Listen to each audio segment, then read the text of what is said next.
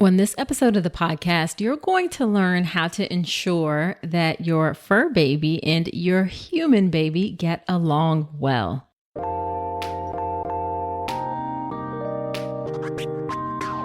Welcome to the All About Pregnancy and Birth podcast. I'm Dr. Nicole Calloway Rankins, a board-certified OBGYN who's been in practice for nearly 15 years.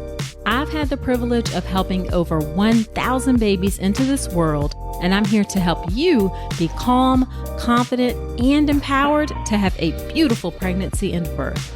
Quick note, this podcast is for educational purposes only and is not a substitute for medical advice. Check out the full disclaimer at drnicolerankins.com/disclaimer. Now let's get to it. Well, hello there. Welcome to another episode of the podcast. This is episode number 89. Thank you for spending a bit of your time with me today. Now, of course, on this podcast, I talk about a lot of quote unquote medical things, but I also love mixing in non-medical topics that I think may be helpful for you. And this episode definitely falls into that category. On this episode of the podcast, I have Michelle Stern. Michelle is a certified professional dog trainer, a dog behavior consultant, a mom, and a former classroom teacher. She has over 16 years of teaching experience, and she loves both the human and canine members of families. And this definitely shows in her warm and supportive demeanor with her clients. She specializes in working with families who are expecting babies and those who already have children and dogs. She's on Facebook, Instagram, and her website is Pooch Parenting, and she'll talk a little bit more about that and what she offers in the episode. Now, Michelle and I have a great conversation about things like for families who already have a dog and are having a new baby. She gives an outstanding overview of how a family should approach making sure the dog and the baby get along. Some really concrete, actionable tips that I know you'll find helpful. We talk about things to be on the lookout for with the dog once the baby is home. We discuss different breeds of dogs and how they work with families, and then also how to introduce a dog into a family if you already have children. Now, I had dogs growing up. My favorite was a beautiful German Shepherd we had named Heidi.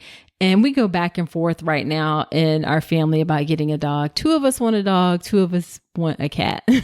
So I learned a lot from this episode that I think will help us make that decision. And I know that those of you with dogs will learn a lot from this episode too. Now, before we get into the episode, let me say a quick word about birth plans. If you are thinking about making a birth plan, that is a great idea. It's a fantastic way to help communicate your wishes for your birth with your care team. However, when you make a birth plan, I bet you want your doctors and nurses to actually pay attention to it.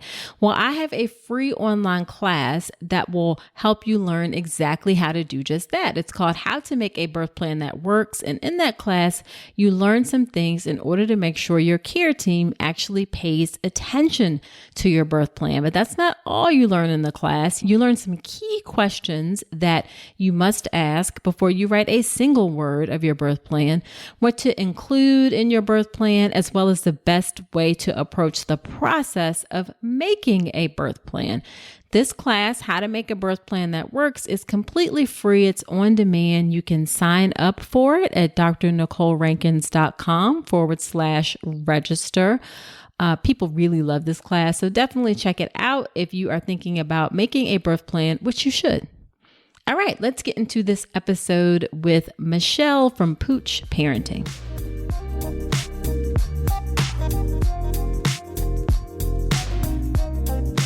Thank you, Michelle, for agreeing to come onto the podcast. I'm so excited to have you here. I'm my husband and we have 2 girls. 2 of us want a dog. 2 of us want a cat. I'm in the dog family. So Okay. That's so funny. So why don't we have you start off by telling us a bit about yourself and your work and your family, if you'd like. I am a certified professional dog trainer. I'm also a mother of 2. My daughter is 20 today. Oh, happy my birthday. son is 18. I know. I can't believe I have a 20-year-old. That's insane. I'm also a teacher with 16 years of experience. I taught high school for 8 years, and then I founded and ran a cooking school for children for another 8 years. And I did a lot of work in those times with toddlers and young children, working on developing really good eating habits. So I have been all over the place. But what's really, really wonderful about my I say new, but it's really been a lifelong love of dogs, is that I am now basically focusing on my passion of animals, but combining it with my life experience as an educator and as a mother. And it's really, really special because I understand child development, both from an education perspective and a parenting perspective. And as a mom, I get it. I get the daily struggle. And I think that a lot of dog trainers who don't have kids don't always fully understand the day-to-day challenges of what it's like for parents who have kids or who are expecting to just get through the day living with a dog. I think that is so amazing that like we all want to find our sweet spot of combining all the things that we're interested in and doing that as our work in our day-to-day life. It takes some time to get there sometimes, as it did for me. It sure does. I have this very winding path, but the journey brought me here. I started with animals, studied animal behavior in college, left it, and even teaching high school biology, I still brought in a lot of animal behavior into the classroom. But now I really feel like I've taken all of my experiences and put it together in a really efficient way that will help parents. And I don't waste any time. We're all so busy. Everybody's working and juggling. Exactly. So how long have you been a dog trainer? And then what does that mean that you're certified? I love that you asked that question because I think that people just assume that any dog trainer knows what they're doing. And I don't think that's entirely true. Right. I mean, even if you get your nails done, you have to get your nails done by somebody who has some type of credential. So I took a lot of classes and did a lot of book learning in addition to apprenticing with a mentor and working at a animal shelter for many years. And I also, you can hear my puppy. Yeah.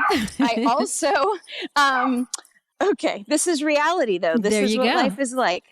Let's just I'm always going to keep it real. That's the other thing too, is that there's no need to sugarcoat things. Let's just get to it. Exactly. Anyway, and so I did a lot of book learning, and then I took an actual test. So my certification is called Knowledge Assessed, which means that I had to go to a testing center.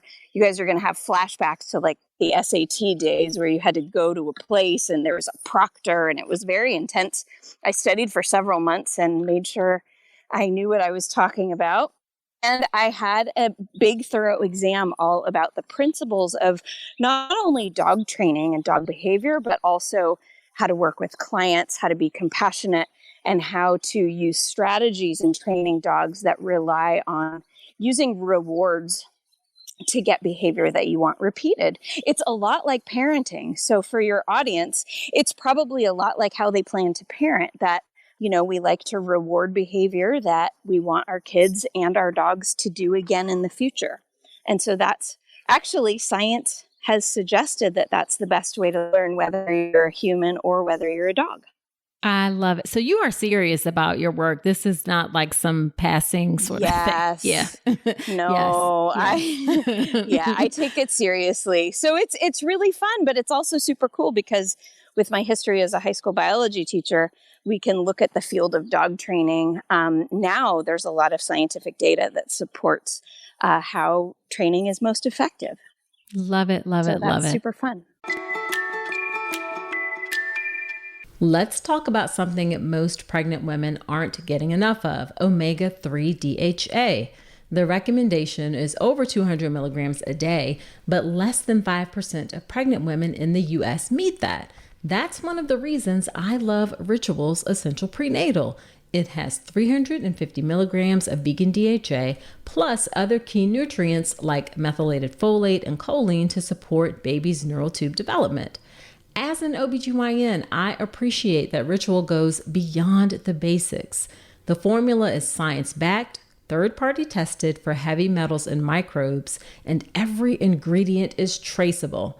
And the delayed release design, it's gentle on the stomach, something that really matters, especially if there's trouble with nausea during pregnancy. You deserve to know exactly what you're putting into your body, especially when it comes to prenatal multivitamins. And with Ritual's dedication to traceable science and sourcing, you always will. See for yourself with 25% off your first month at ritual.com/Dr. Nicole. Start Ritual or add Essential Prenatal to your subscription today. That's ritual.com/Dr. Nicole for 25% off your first month. Yeah, so let's go ahead and get into some of your work. So my audience is mostly folks who are having their first baby. So let's talk about if they already have a dog and they're going to bring a new baby home. Give us an overview of how they should approach making sure that that is a smooth transition and smooth relationship. Oh my gosh. I mean, that's something I could talk about for 2 hours or 3 hours just in and of itself. So right. I'm going to have to narrow this down a smidge. Yeah. And I know I saw on your website, you have this lovely like infographic of 6 things that you can kind of do. Yes. Yeah, I do. And people can go and grab a copy of that. It's totally free. Most of the content on my website is free. I just really want to empower parents to get whatever resources they need. Sure. I do have a class, an online class that is not free called Preparing Dog for New Baby. And that actually goes into all the details of how I would want to answer this question. Gotcha. But I want to address a couple of things. So yeah, let's give us the top couple of things. Yeah. So the fact that your audience is listening to this right now is the number one step, right? Which is to say that we can get our dogs ready before the baby even shows up. And there is a lot that people don't even realize. So for example, your dog may have some bad habits or maybe asks for attention inappropriately. Like I was working with a client just the other day and she was saying that her dog, when it wants attention, it goes up to her and it hits her with its paw. Now, that's fine maybe if you have a 3-pound Chihuahua, but it's not fine if you have a 90-pound Labrador with sharp nails. And it's especially not fine if you're trying to nurse your brand new baby and you're struggling at mealtime. The last thing you need is a dog to get up in your business and get in your way and prevent, feeding or bonding or any of the special moments that a mom has with a new baby. So what is really a great thing to think about is sort of doing an assessment. Let's be honest. Let's be realistic. Does my dog have any bad habits that I would love to nip in the bud before baby even shows up? And so that's one thing that I would love for people to evaluate is just really being real about, okay, is my dog as perfect as I think? Let's think about, or is there any time when I bang my head against the wall and I'm like, oh my gosh, it's so annoying when my dog does X, Y, and Z. And if so, let's deal with that now, right? And so I can help deal with that. A lot of dog trainers you don't need any special parenting stuff for that part of it. However, there's a lot of other things that you can before baby comes. So for example, non-pregnant spouse, okay, unless they sympathy eat with you, their body doesn't generally change very much during pregnancy, the way that the parent's body does, right? Obviously, we change, we have hormones, we have pheromones, we have moods, we have all sorts of different things going on with us when we're carrying a baby. I know this. One of my children is biological and one of them is adopted. So I've added kids all sorts of ways. But at the end of the day, the dad or your partner or whoever doesn't necessarily look any different, right? Now, here's the problem though. Once the baby comes along, both parents are probably going to be wearing the baby at any given time, right? You're wearing a sling or you're wearing a baby carrier, or you have a backpack on, or you're pushing a stroller, and that changes your body. And the dog may not be comfortable with that in the non-pregnant parent because their body has looked the same the whole time. Does that make any sense? It does. Are you kind of getting what I'm thinking? So this is just something that not very many people would even think about. But so this is sort of the point, is that if we don't practice asking our dog to do normal, polite behaviors when we look different, then suddenly we will look different and need our dog to, let's say, lay down so they don't jump into the diaper pail, for example. The dog may not listen to us the same as they did before, right? Gotcha. So what I love to have parents do, and this is one of my favorite activities, and it's really super fun, is this is back before the pandemic when I could go to people's homes, but now I work with families over video, is I ask them if they're comfortable and if their culture allows such a thing, is to open some of the gifts that they've received before baby comes, such as a baby carrier or a sling or something, or even the stroller, and to take it out and to have the non-pregnant partner put it on and stuff it with pillows or a stuffed animal or whatever, and then ask the dog to do the normal things. Maybe even go on a walk with your dog and see if your dog still listens to you. See if the dog is comfortable with you, even though now we look different. Right? So it's really interesting to see how different dogs react to this. Some dogs are terrified now of that parent. Some dogs don't even bat an eye.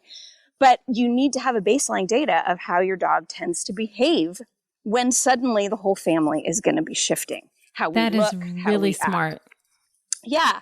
And it's not something that a dog trainer who hasn't had children or who doesn't specialize in this, they would have no idea to even think about that. Exactly. And then the last one, before I talk about actually bringing the baby home, because I think that's important to talk about, but the last behavior that I think is really worth talking about is getting your dog comfortable to be behind a barrier before baby comes home. Okay. So what I'm talking about is setting up a baby gate or a playpen or something like that and having the dog be on either side of it. So what I love about pens, for example, is that the dog could be in the pen or the baby could be in the pen.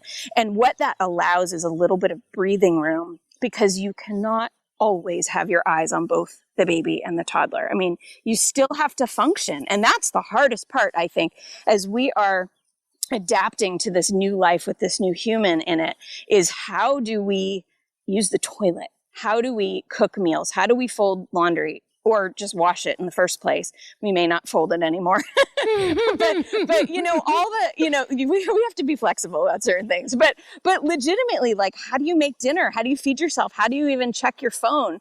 Because doing all of those things requires you taking your eyes off the baby and the dog.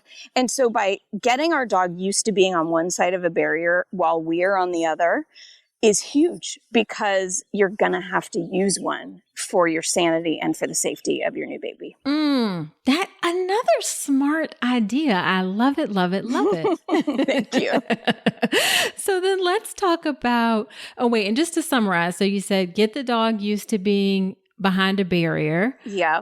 And practice with wearing equipment for the non-pregnant spouse or partner. Yes, yeah. Love it. And just even, and then the other one was just think about, are there any bad behaviors that you need to nip in the bud before the baby comes? Exactly right. Because honestly, I mean, seriously, your patience is going to wear thin. You're going to be tired. You're probably going to be somewhat cranky at some point, you know, and it's really hard to be as patient.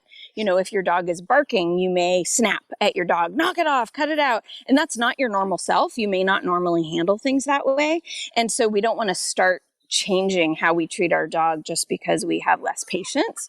And we can address that by practicing those kinds of things ahead of time. Love it, love it, love it. So let's transition then into what happens when you bring the baby home. What are 2 or 3 things to do then? All right. So first of all, we need a plan. We need a plan beforehand. And I don't want to just see glowing parents bringing the baby home and hoping for the best. That is not the strategy that's going to be effective.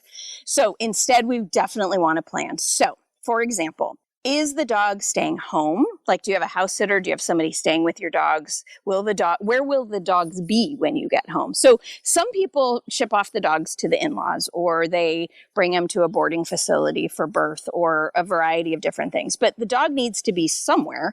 And what I like to do is have a plan in place for when mama walks through that door, so that the dogs are not all over her, because a big dog is going to knock into her. She's going to be sore, and we need to protect mom at all costs, right?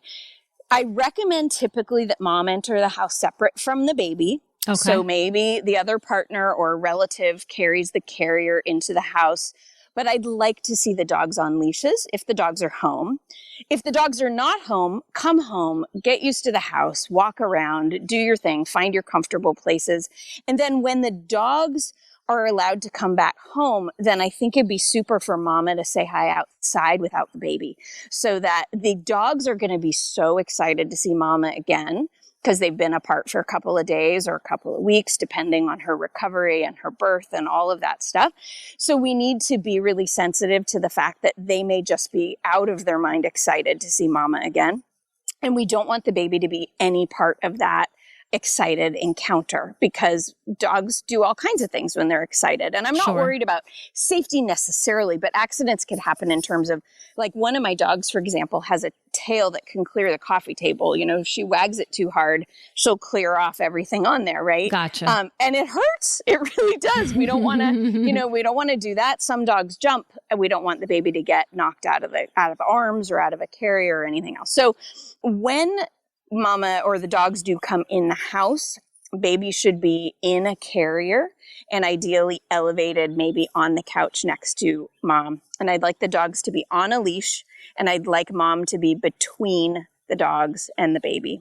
And honestly, this is going to sound so weird, I would prefer we act like you just bought a new lamp or a new side table, and that's the new item in the house, and not this whole big, oh, you have to meet the baby, come see the baby. I would much prefer we make it a non-issue and not focus on the introduction, because they have a lifetime to get to know each other, and there's absolutely no rush. And the dog is going to already smell the baby on you, that you don't need to make a fuss about sniff the baby, smell the baby, because the smell of the baby has already permeated the whole house. Okay. So that's a non-issue for the dog. Got it. But honestly, it'd be so much better to just, almost as if you set down a bag of groceries. And mamas, please don't be offended, because I know your baby is like this amazing treasure. And for me to call your baby a bag of groceries is horrible. But I think what you're understanding, though, is the idea that, yes, there is a new creature here and it makes noise and it's often carried around in a bundle or whatever, but you're not going to be friends with the baby. The dog and the baby are going to live together and cohabitate together, and they're not going to be friends for a while, right? And it is up to us to make sure that nobody makes a mistake. And the way we can do that is by not turning the baby into a magnet for our dog to just be fuss over this baby, because the dog isn't going to interact with the baby. The dog should not. And a common problem that happens is the dog either is very anxious or very excited and wants to lick the baby all over. But licking, we think of licking as kissing, but in many cases, licking is actually an outward sign of stress. And the tongue is really close to the teeth. I mean, let's be honest. Yeah. So I'd rather that not happen. That makes a lot of sense.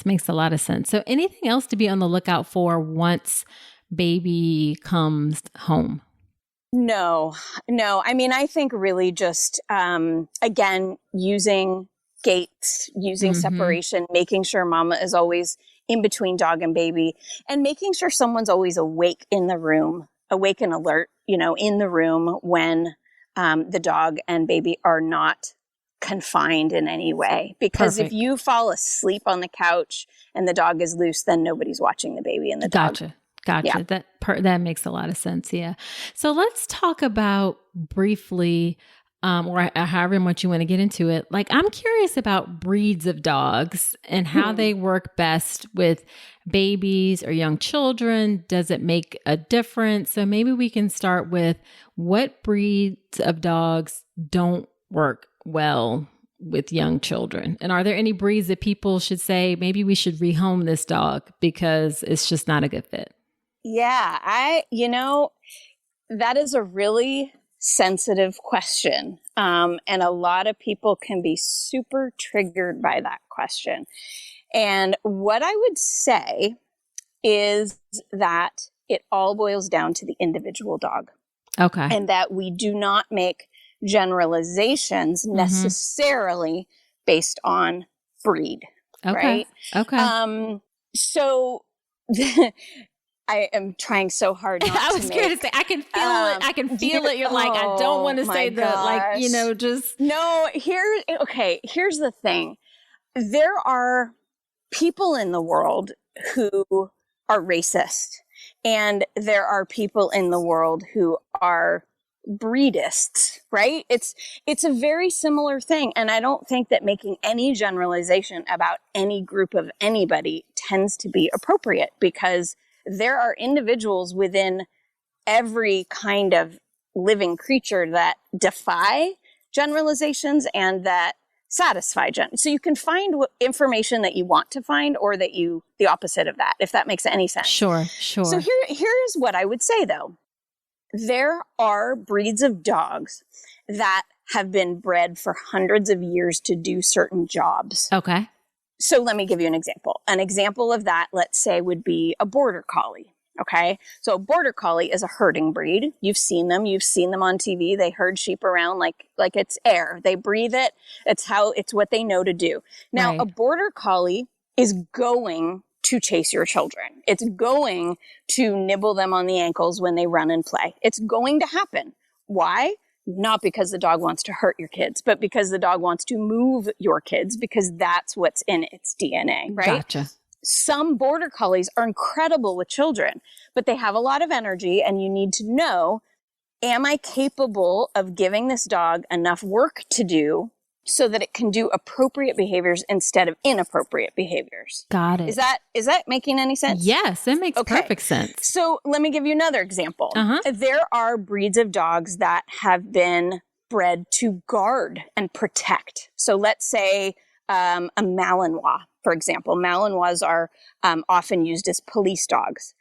They can be lovely, but they are bred to work.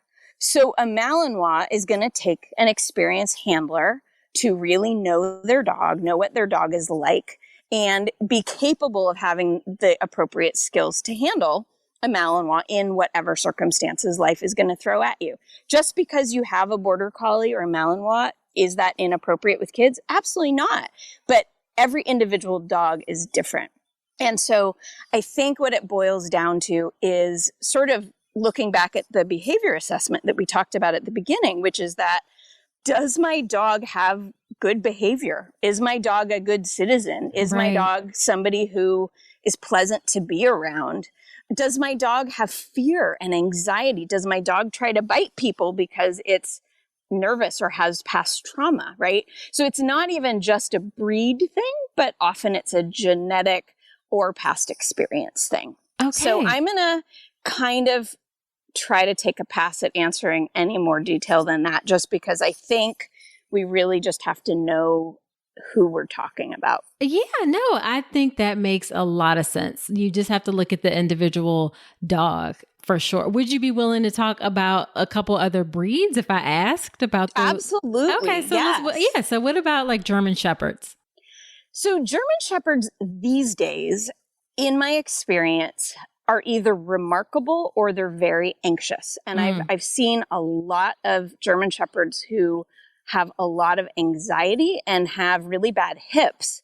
And those hips at some point in their life can cause a lot of pain. And a dog that's in a lot of pain is going to be less patient around young children. Okay. Just as an older person might be, or, if you're crotchety for one reason or another, but that would be any dog whose body hurts, right? It could be an older dog that's body hurts, right? Okay. It's not just a German Shepherd, but sure. German Shepherds can be amazing. They do need a job. They are a combination of both herding dogs and protection dogs. And so just knowing what you're getting into, I would not recommend a German Shepherd if you've never had a dog before, just because there's a lot of subtlety and making sure that you're meeting their needs. Gotcha. And I asked about German Shepherd. I had a German Shepherd when I was growing up named Heidi, and I loved her so much. And she was definitely a protector for sure. Yeah, you can tell. Sometimes it boils down to the individual dog. A lot of times, there are characteristics. If people get a dog from a breeder, I really recommend meeting the parent dogs, because you're going to know a lot about the behavior traits that you're going to get in a dog when you meet the parents or the siblings. Gotcha. Gotcha. Now, what about some of the smaller breeds of dogs like Chihuahua? Or I think some people may think, oh, it's a little tiny dog. I don't necessarily have to worry as much as that. That's probably not true, I'm guessing.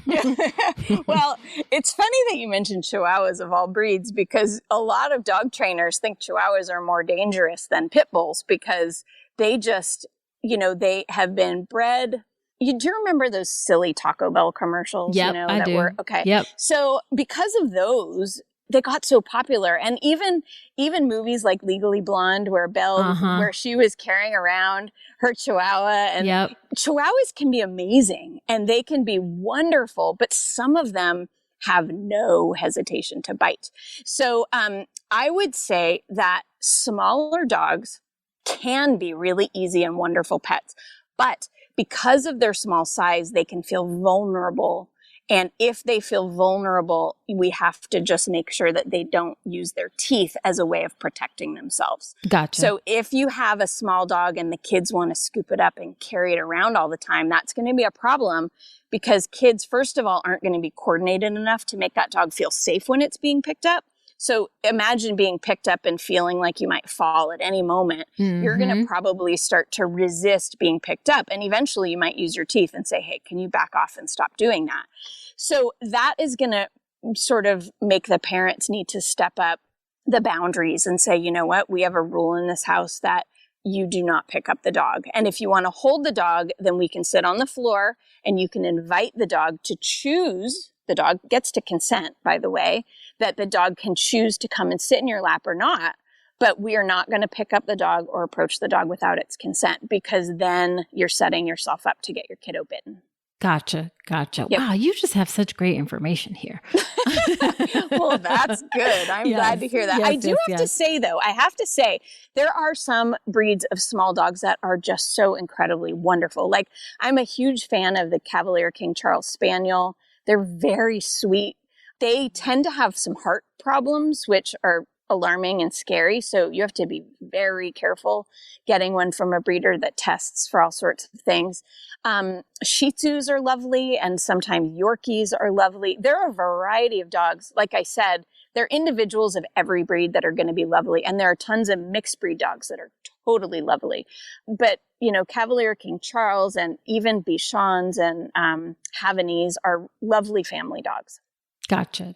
Love it. What about Dobermans? And this is totally personal because my husband wants one. So Dobermans are amazing. I mean, they are smart. Now, what I would recommend, and this is like my wish list. Okay, right. This is if Michelle could rule the world wish list. Right. The breeders of Dobermans, and you might be able to work with a breeder who's willing to do this, and say Michelle says that they do not cut the ears and they do not cut tail. Now, those are things that are cut. I want you to imagine that, first of all, from the dog's perspective. That's a pretty lousy situation to have part of your body hacked off against your will. But the tail and the ears are two of the parts of the body that communicate how a dog is feeling more than any other part of the body. And when a dog loses that part of the body, it's much harder to read body language and understand, is the dog stressed? Is the dog worried? Is the dog relaxed? Is the dog happy? So when a dog has its full ears and its full tail, then you as the parent are going to have a much easier time of noticing how your dog feels. So that is something that I would aim for. And there is a movement in a lot of breeders at keeping the dogs, what they say is, they call it natural. And in Europe, in fact, it's banned to do those things to dogs, even in the competition circuit. So Rottweilers do not have cut tails or ears. Same with Dobermans. So it's for communication. I think all of us as parents, we want to know how our family members are feeling. And so we want to try to keep as many body parts intact as possible. Dobermans are bred to be a working dog, and they do need an outlet for mental and physical stimulation. But I think they can be really lovely dogs. I would not get a working line Doberman. So you wouldn't necessarily get it from a breeder who provides protection dogs. You would get it from a breeder who provides pet dogs. And there is a big difference in the types of dogs that different breeders produce. So you need to do your homework. Okay. Mhm. Okay. Love it. Love it. Love it. So last question then is actually a couple questions. If a family is considering a dog and they just got pregnant, they were thinking about getting a dog, or they've already brought the baby home, like when's the best time to bring a new dog into the mix?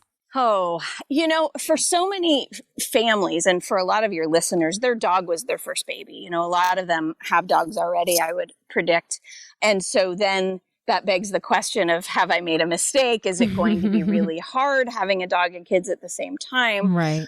But if you were trying to think about when to add a dog, I think, again, it's time to assess what you personally are capable of doing.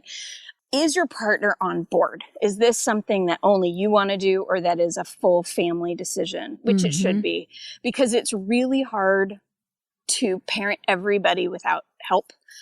It's totally possible, but it can be a lot harder. Having a puppy is very different than adopting an adult dog also. So if you have a puppy, you're going to be doing middle of the night potty runs and all the things that you do with a new baby. And they can be destructive like a new baby. They can tear things up and do weird things and steal your shoes and do all kinds of things. So honestly, I think it really depends on what you are capable of doing. If you have a toddler and then you're planning on adding another child to your family, then you'll have a couple of kids under 3 or 4 years old at the same time. It is a challenging time to have a dog. If you haven't had one before, you can add a mature adult dog to the family and know a little bit more of what you're getting. But if you want a puppy, a lot of times people want to get a puppy because they want their puppy and kids to grow up together. Right. And that is fine if you know really if you're working with somebody like me, or it doesn't have to be me, but anybody who can really guide you to make sure that everybody is set up so they don't make mistakes. We don't want the toddler ever climbing on the dog. We don't want the dog ever, getting in the way or putting teeth on your baby, right? So we need to make sure that there are systems in place to prevent accidents from happening. So whenever you feel like you have the bandwidth to put management systems in place, to do a little training with the dog, that is what I would say is the right time, is when you have the bandwidth to handle it. Yeah, that makes perfect sense. I mean, it's like adding a whole new element. It is. It's like having another baby, right? You're not going to have a brand new baby when you have a 3-month-old baby. Like, oh my gosh, you're trying to still figure out how to sleep and get dressed and how to take a shower. So it's just another thing to juggle, but it's a wonderful thing to juggle. I mean, it's super fun, but I'd rather people go in with their eyes open than be suddenly surprised with the amount of work that it is. 100%. And then I guess that brought up another question for me. What are your thoughts, and I'm guessing this may be controversial as well, your thoughts on like getting dogs from a breeder versus, say, a shelter? Yeah, it's a really super question, actually, because my parents, when I was a kid, they always got their dogs from a breeder. And then I spent years volunteering and then working in a shelter. And I have one dog adopted from a shelter, and my newest dog, who will be a year old in about a week, he's from a breeder. I've never had a dog from a breeder before. But I have had a couple of dogs that didn't turn out to be the dogs I thought I was getting, as I say, diplomatically. Right. And that's partly another reason I became a trainer, is because I needed to develop skills to cope with my own challenges in the dogs that I had. And I got a dog from a breeder because I was hoping to stack the deck in my favor. Right. Which you often can do. But even then, my puppy still has severe separation anxiety, which I was not bargaining for. So kind of like whether you adopt a child or have a biological child, there are going to be things that come up that you don't necessarily anticipate. They could be developmental, they could be physical challenges or whatever. And we parent through them because that's who we've got, right? We parent the dog we have and we parent the child we have. And I think if you wanted to adopt a dog, I love that. There are so many dogs that need good homes. But here's some advice that I would give. I really love when families with young kids especially can adopt a dog who has been in a foster home situation, because then you know more characteristics about what the dog is like in real life because it's living in a home with a foster family. So a lot of rescue organizations have their dogs in foster families instead of in a kennel type of environment. And so when a dog is living in a home, you're going to know about things. Does the dog bark when the doorbell rings? Does the dog try to escape? Does the dog growl if I come near its food bowl? And there's all sorts of information that you want to know as a parent bringing a dog home. So foster families give a wealth of information, which I love. Some shelters are incredible and have a really devoted staff and behavior people on board, and they know their dogs really well as well. But you need to know what kind of shelter you're looking at. So doing research will help you with that. And also getting referrals from people. Like if you ever meet somebody with a dog that you love, whether it's from a shelter or a breeder, I would ask lots of questions. Where did it come from? What was it like? Because a good dog from anywhere is an indicator that that's a source of potentially really good dogs. And so I think that there is something for everybody. And I really find it unfortunate when people shame someone for getting a dog from a breeder because they may have a reason for getting a dog from a breeder. They may need something that doesn't impact their allergies, for example, or whatever the situation is. And I am not going to judge somebody. I mean, I have a dog from a breeder, and would I do it again? Possibly. Would I get a dog from a shelter again? Yes, I would. I'm not going to be black and white for myself because I'm going to try to pick the dog that's right for me and the dog that's right for my family. And that might come from either location. So one thing to think about, I just want to throw in there because I think it's important, is to know the kind of lifestyle that you have. Right. Because I see it a lot where families get a dog because it's, quote, supposed to be a good family dog, but that individual was not. Or another example would be that that they get something that's cute, but from a lifestyle perspective, that dog needs so much more exercise than you can possibly provide. So if you're the kind of family that is more likely to have a game night at home than the type of family who is going to be to climb to the top of a mountain, you need to bring the dog that suits that lifestyle into your family and not just get something that's the opposite because you like how it looks. Gotcha. Excellent advice. So I guess just to wrap up, what is your favorite piece of advice that you would give to an expectant family who is bringing a new baby home and they have a dog? I think I'm going to go back to what I said before, is to have a plan in place. And I like to have a plan in place for everything because then those are fewer decisions that you need to make when it is hard enough to just figure out if you're going to get a shower. So honestly, have a plan in place, just like you may have a birth plan in place. Have a backup plan. Have people who want to help you. And, let's say you have all these people they stop by or they want to do things for you. Ask them to walk your dog. Ask them actually to hold the baby so you can walk your dog. Right. Don't forget that your love for your dog is important to preserve, and it is absolutely okay to accept help because as a new mom, people are going to be very generous with you, but they can help with the baby or they can help with the dog, and it's okay to say yes to both of those things. Love it. So Michelle, where can people find you and find some of the resources that you have? I know you have online classes, all that free resources, all that good, great stuff. Yes. So all of those, well, most of those are found on my website, which is poochparenting.net. I also have a free Facebook group that has a lot of expecting parents on it, and that is called Parenting Kids and Dogs. And that's on Facebook, and you can just request and say that you found me here through this podcast. I do have some membership questions. I tend not to let people in who don't answer them because I just want to make sure that it's a supportive super group of mamas, and it's mostly mamas. Sure. And then I have a membership program that's sort of one part parent coaching and support and one part dog training. And that information can all be found at safekidsanddogs.com. I love it. Thank you so much. Those are excellent resources. And guys, I poked around on her website. She has like blog posts and downloadable things. And of course, there's the Facebook group, which is always lovely. So I appreciate you coming on. This was really informative for me. And I know that folks are going to find it helpful. Good. Thank you so much for the opportunity. I really appreciate it.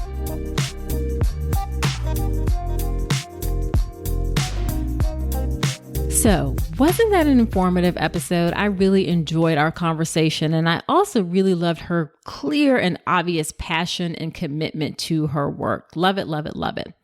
Now, after every episode, when I have a guest on, I do something called Nicole's Notes, where I talk about my top 2 or 3 takeaways from the episode and the conversation. So here are my Nicole's Notes from my conversation with Michelle. Number 1, in order to make sure that things go smoothly when you have a dog at home and you're bringing home a new baby, it's going to require some preparation and planning. Now, that doesn't necessarily have to be extensive, but it does require some planning. You don't just want to kind of leave it up to chance and sort of see how things work out. Now, when you hear that, I know in some ways it may make you feel like, oh my God, I got to prepare for so much. I got to figure out what we're going to do now that we have a dog. I got to get ready for birth. I got to get ready for the postpartum period. I got to do a nursery. I got to figure out how to take care of this baby. And that can seem like a lot, and it can seem overwhelming. Well, it is totally okay to feel overwhelmed because it is a lot, okay? It is a lot of things that you have to learn, but it doesn't have to be scary, and it is totally manageable. I really think that if you put a time limit or a time estimate on how much time it takes to really get yourself ready for birth, honestly, I think all of the content and things that you need to know, you can probably get it covered in a week's worth of time. And by that, I mean a week if you were doing it 24 hours a day, 7 days a week. So at the longest, and you just kind of spread that out over the course of your pregnancy, break it down, do a little bit here, a little bit there, a little bit here, a little bit there, and it makes it more manageable. Do give yourself some grace. You may not figure out everything or learn everything or remember everything ahead of time. Just give yourself some grace and do the best that you can. Also, don't feel like you have to look at every single thing. There are tons of resources that are out there for pregnancy and birth. So just find 3 or 4 things that work for you for pregnancy, birth, postpartum, taking care of a baby. Find 3 or 4, maybe 5 top resources and stick to that. Don't feel like you have to look at every single blog post or Facebook page. Find what works for you, stick with it, get educated a little bit at a time, and everything will be just fine. And not just fine, everything will go well, okay, and go great. All right. And the second thing I took away from this episode is I really loved what she said about not making generalizations about dogs based on the breed. It really comes down to the individual dog. And the same exact thing applies to pregnancy and birth. Each pregnancy and each birth will be different. It'll be different between 2 different pregnant and birthing people. It'll be different for the same person from one pregnancy to the next pregnancy. Now, of course, there are some things that are some generalizations and some general things that we can say, but when it comes down to it, every experience is different, and you have to be open to that possibility of every experience being different. So, although you can get information, and it's important to get information about other people's experiences and learn from that, you have to recognize that ultimately each experience is unique. And in some ways, it's what you make it, so to speak. And you have to be open to the possibility of different things happening. There's no one right or best or single way that pregnancy or birth will happen. You just have to keep an open mind. All right, so that is it for this episode of the podcast. Be sure to subscribe to the podcast in Apple Podcast or wherever you're listening, Google, Spotify. And I would love it if you leave an honest review in Apple Podcast in particular. That helps the show to grow. It helps other women to find the show. When folks leave reviews, Apple will show that to more people. So it helps to increase that reach, helps other mamas get this great information that you are getting too. So I would appreciate you leaving those reviews in Apple Podcast in particular. Also, don't forget to check out that free online class on how to make a birth plan that works. Women really love this class. It's really, really useful. You can sign up for it. It's completely free on demand. It's drnicolerankins.com/register. Now, next week on the podcast, I am talking about perineal tears. Those are the tears that you can have after having a vaginal delivery. So do come on back next week. And until then, I wish you a beautiful pregnancy and birth. Thanks so much for listening to this episode of the All About Pregnancy and Birth podcast. Head to my website, drnicolerankins.com, to get even more great information, including free downloadable resources on how to manage pain and labor and warning signs to look out for after birth. You'll also find information on my free online class on how to make a birth plan that works, as well as everything you need to know about my signature online childbirth education class, the Birth Preparation Course. Again, that's drnicolerankins.com, and I will see you next week.